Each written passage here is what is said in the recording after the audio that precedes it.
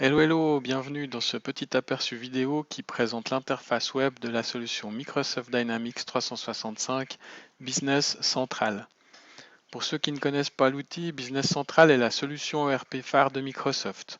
Elle est l'évolution des versions précédentes dénommées Navision puis Dynamics Nav.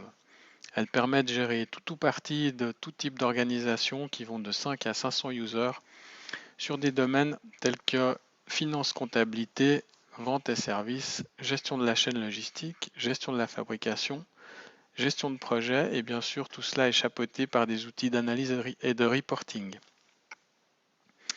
Elle est disponible dans le cloud en software as a service ou peut être déployée on-premise sur votre propre infrastructure ou chez un hébergeur de votre choix. Elle peut être accédée depuis n'importe quel type d'appareil, ordinateur, tablette ou smartphone. Regardons maintenant de plus près cette interface. Comme vous pourrez le constater, elle est moderne et épurée. On retrouve sur la partie haute de l'écran le fameux bandeau noir qui précise bien sûr le nom de l'appli, mais qui montre également que cette appli fait partie intégrante de la famille Office 365. Je peux facilement switcher sur une autre application de la famille pour d'autres activités éventuelles.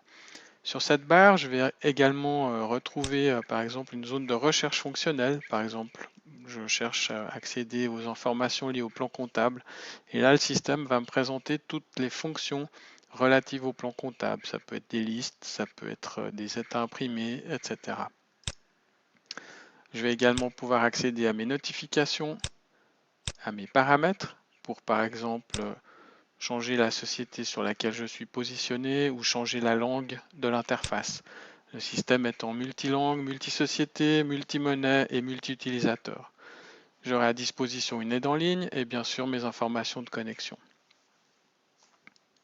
Au-dessous du ruban noir se trouve le tableau de bord proprement dit. Donc ce tableau de bord est lié au rôle de l'utilisateur dans l'entreprise. Selon que l'utilisateur est acheteur ou vendeur ou gestionnaire ou autre, son tableau de bord variera et affichera des fonctions et informations en fonction de son rôle.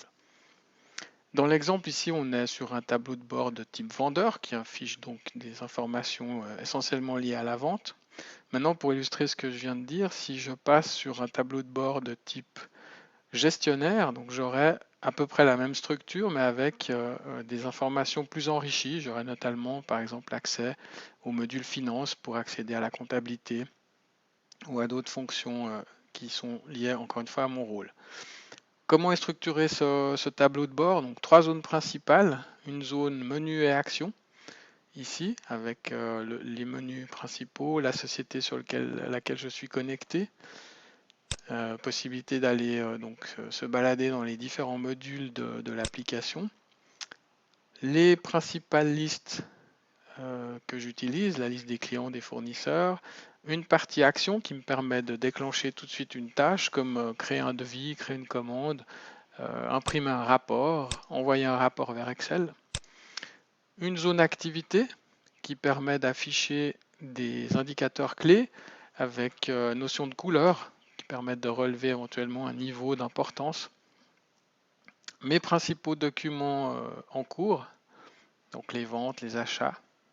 Et puis une zone panorama qui est un petit peu la zone business intelligence de mon tableau de bord qui affiche des graphiques, des listes, des statistiques qui me sont utiles pour faire de l'analyse.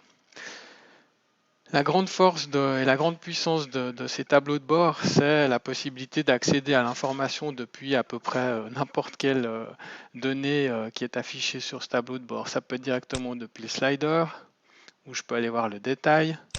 Ça peut être depuis les ventes du mois, un indicateur où je peux voir les détails. Ça peut être depuis une tuile, où je peux voir les 5 devis qui sont ouverts.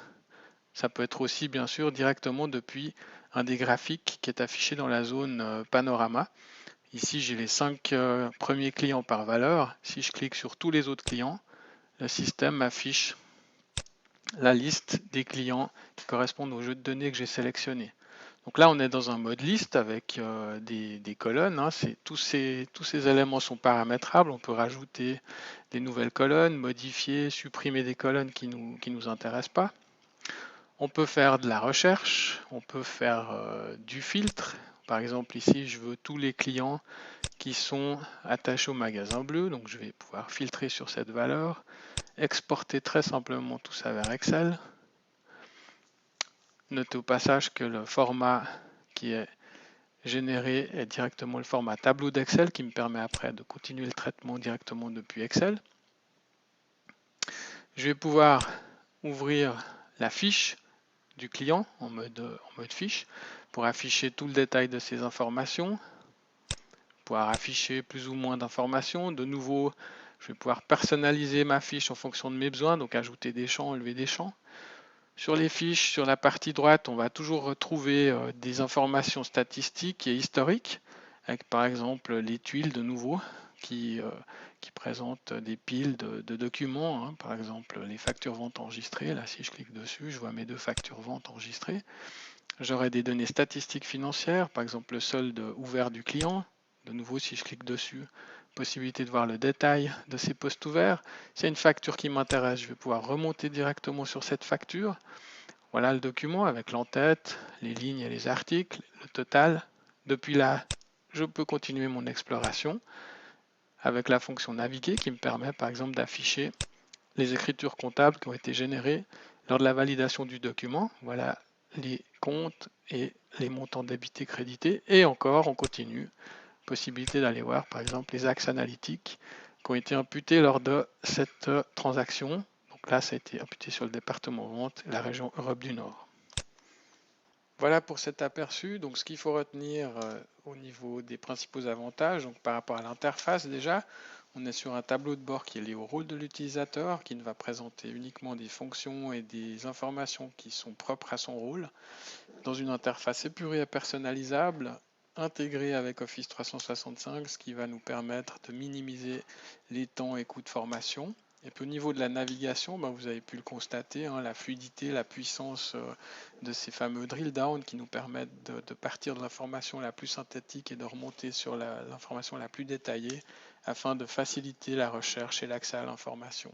On arrive au bout de cette présentation, donc si vous avez des questions ou un projet, n'hésitez pas à nous contacter pour tout support ou assistance.